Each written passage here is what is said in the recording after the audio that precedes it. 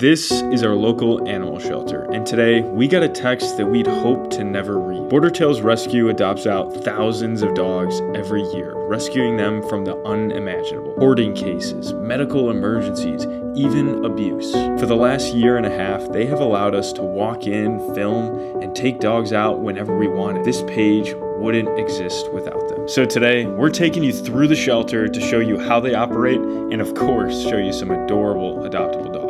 All right, guys, we are headed to Border Tails Rescue. So we got an emergency text yesterday. Yeah. Saying we're running out of money, which is not good. Not a good text. I thought they were joking at first, but they sounded pretty serious after we asked them again. They're legitimately struggling and running out of money. They're doing very hard financially. So it's an emergency call. Got the sirens on the car, going to the animal shelter. Gonna raise some money. You know, we've been told in the past how expensive it is to run their animal shelter in particular. They don't own their building, for context.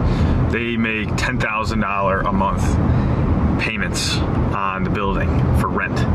So that's something that is serious overhead, especially for a shelter that really relies on people adopting a dog, which is a big life event. To see and hear them, struggling financially is not good, because that means it's going to impact a lot of the shelter dogs that are coming in and out of the shelter. So we're here to help. We've got, a pretty big audience, about a million people we could send this video out to. So hopefully you are inspired after you see this video. Hopefully you're inspired to make a donation to Border Tails Rescue. That's what we're asking for, donations, guys. They get the most dogs out of any shelter in Chicago. I think they hit the record this year.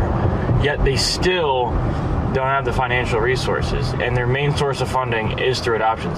All right. We're here. We're at the spot, everyone. At the spot. Okay, so they just sent us a text. They're in the training hall.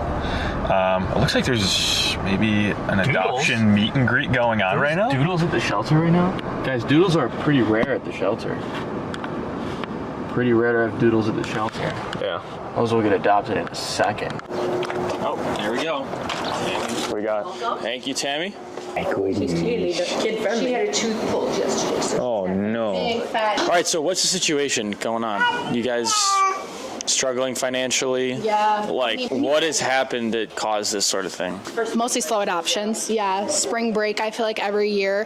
I think usually like Christmas time is the slowest time of the year, especially financially. But this year, I would say this has been our worst season, which is weird. Just like dogs are not getting adopted. Like we have so many nice little dogs sitting here, purebred dogs sitting here. I mean, all the dogs are nice, but dogs that usually are like have millions of applications are like not leaving the shelter, have been here for weeks. So I don't really know what's going on there. I know nationally, obviously, animal welfare is in a crisis, so I assume it's just like trickling down now. I've tried everything. I've tried waived adoption fee. I've tried waived adoption fees. I've tried, free dogs. I've tried lowered adoption fees. I've tried specials. I've tried foster to adopt. I've tried everything, and I feel like it's just still really slow right now. And then donations-wise, it's also really slow, which I think kind of just, thank you.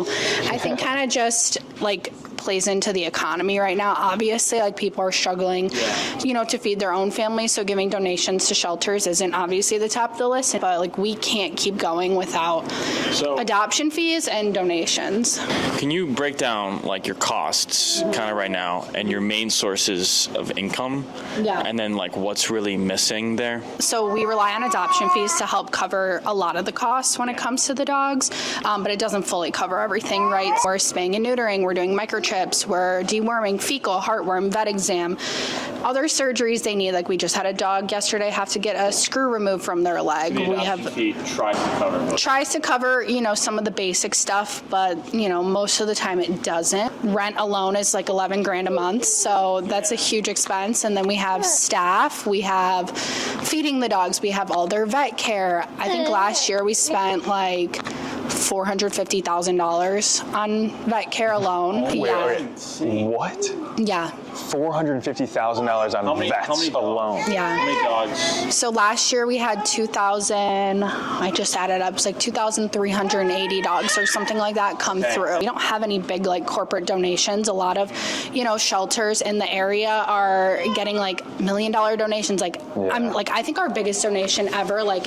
in one lump sum of money would be like 26,000. For perspective, last year you guys pulled the most amount of dogs from Chicago ACC. 904. 904 dogs out of any other shelter in Illinois, and this year it's probably been about the same. Yeah, like I you would guys say, have been pulling equal. Yeah, equal, if not a little bit less, because we aren't adopting dogs out as quickly. We're not opening up kennels, so that also affects our ability to be able to save dogs and bring dogs in from shelters where they're at risk of euthanasia, because they're obviously not at risk here. So essentially, it comes down to the people that are walking in here and thinking about adopting. They're just not adopting.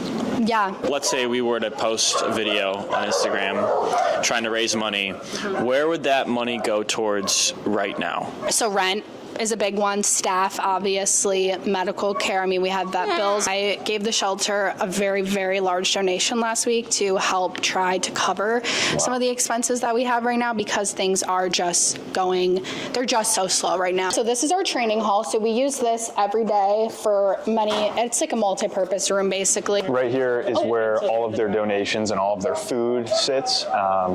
This is a pretty stacked wall right here, but I've heard that you guys are short on chicken food. Yeah, so non-chicken food. We have a lot of dogs. We tend to feed our pitties non-chicken, but we rely on donations, and we have an amazing group called Rescue Pack that gives us food, but we haven't been able to get any chicken-free food. Okay. So this is our chicken-free section, so you can see chicken-free versus chicken. Training hall is like for storage. Obviously, I see all the towels here, the food over there. What else does the training hall do? You guys set up events here? You guys take dogs out here? And so I come in on early on Mondays, and I either the dogs that are really struggling around other dogs, acclimating them slowly, so that they could eventually be a dog with multiple other dogs in the home, or at least around other dogs. Or the dogs that really need other dogs in the home, they all just get to play in here and hang out, basically. And this is where Mummy met her boyfriend. Yeah, her boyfriend, Rip. Yeah. Yeah, so this is a great spot. Yeah, so we also have our laundry room in here. So all the adopters get to see our dirty secrets, which is the laundry. So that's our dryer. That's a washer. That's our time machine. That's a time machine. Yeah, so they're industrial, commercial. So we had a really amazing organization called the Stan Raber Foundation. It's in honor of him, and his grand dog is from us, and so they funded all of the machines. So that's our largest donation. It was $26,000 for both of these machines.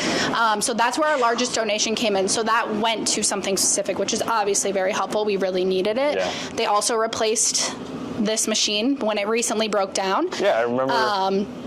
Our time machine. Yeah, So these are the washers and these are the dryers, but we're able to get through, the bins are empty. So, gotta keep the laundry rolling. The volunteers are doing their stuff. They are. Yeah. They have their laundry routine down. They are the backbone. The volunteers are the backbone of our organization, along with our staff. Our staff is amazing because, they're set schedule. They're here. They're getting paid to be here. So, they have a certain job to do, which is not always the most fun things, cleaning the poop and everything. But stinky in the morning. Yeah. But you know what? It's you have fun. You have to do it. You have to, and you have this many dogs. And you guys are always playing music too. So that's always good. Vibes are high. Who's this guy? This is a girl. Mama Rain. Mama Rain. She's sweet. She's a little shy. Really cute. Yeah. She just got surgery yesterday, so I think that's playing into a little bit how she's being a little bit more calm. But she's usually pretty easygoing, just lays here. Just lays. Yeah. And she has 3 babies left, 0 applications. We are automatically assuming just because she's a solid black dog. She's also a large breed, so that makes them stay in shelter for a little bit longer. But her puppies, they're literally so cute. All of them adopted besides the 2 little solid black ones, obviously. Oh, man. Those are the ones that stay in shelter a little bit longer, We're going to go walk around the rest of the animal shelter, kind of show you guys what the deal is with Luca here, and just kind of show you guys how many dogs they have in their kennels, which is a tremendous amount, right? You guys are 160? 150 to 175. Okay, so right now we're at the high end. let's go. Every single dog that comes here will stay in one of these kennels if they're not fostered out right away. They're either co-housed or they have their own kennel, which, as you can see here, can get a little bit messy. With adoptions down, larger dogs are needing to squeeze in these smaller kennel spaces, which is not ideal long term.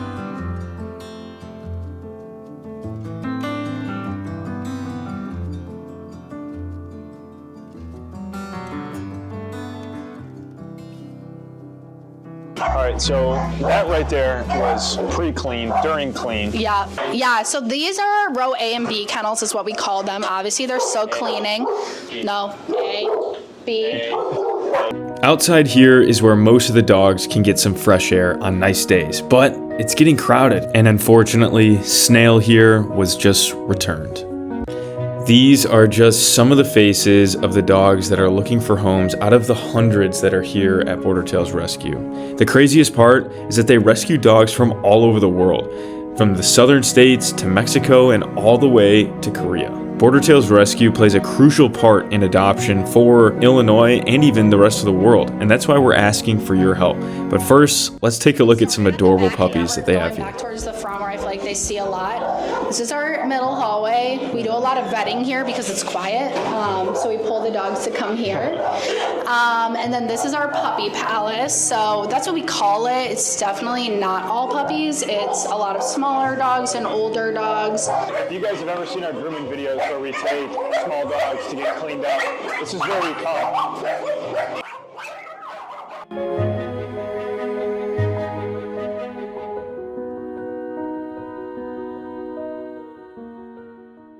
Okay, so not only do they have puppies here, but they also have older, small dogs that are in here.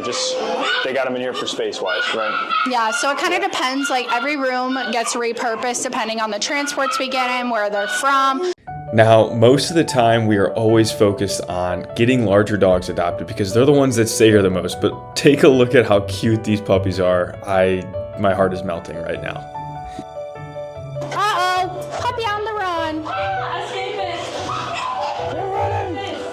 We got you, buddy! Ready? Come in.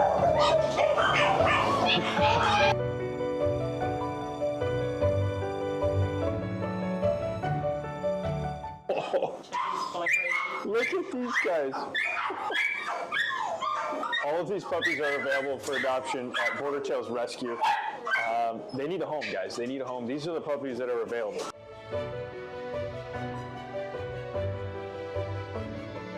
So we have our isolation. It's really, really loud down there and definitely really messy because they're still cleaning since it's the morning. So with ISO, we put all the dogs that have upper respiratory down there. Pulling from Chicago Animal Care and Control, most of the dogs have upper respiratory, unfortunately. So we treat it. They get pneumonia. We treat everything in-house. We have an oxygen chamber. And we obviously, I don't think the viewers know, but we're right next to a vet. So we work with the vet all the time. So she oversees everything that goes on here. We'll go down there. We also isolate parvo sometimes, which we don't have right now. Thank God. Knock on wood. Okay. All right. But it's very quiet until we go. We've got security clearance. Now our upper respiratory, so Big. they've already like tripled in size since we got them 2 weeks ago. Look at these guys. Someone found them running on the road, apparently. So you guys, these dogs are found on the street, and they are Great Dane puppies. So these guys are going to get big really, really fast, and they need to go home quick. Even doodles can end up in the shelter. Everything ends up here.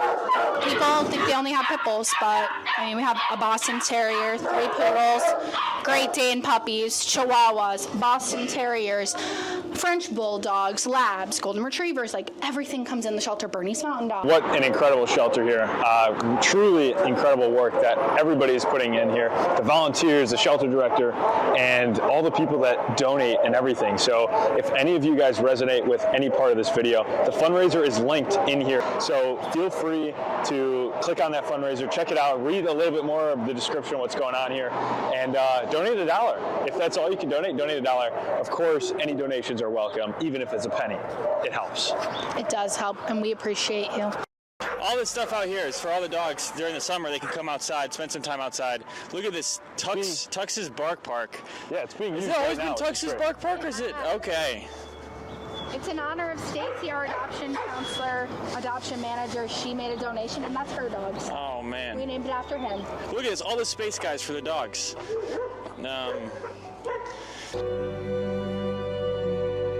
All right, right, what's the goal? How much do you guys want to raise? Yeah, any amount will be super helpful. The goal is, ambiguous. The goal is to get as much as we can. Yeah. That's the goal. Like, the goal is just to get into a place where we feel financially secure. I think that's the biggest goal, and anything helps with that, whether it be $1, $5 from someone, but overall, like, the most we can raise is, the best thing for us. So, there's no, like, specific goal, I guess. Let's do it, guys. I think Ambiguous. the last time we hosted a fundraiser was for all the beagles that came in. We raised like 24,000.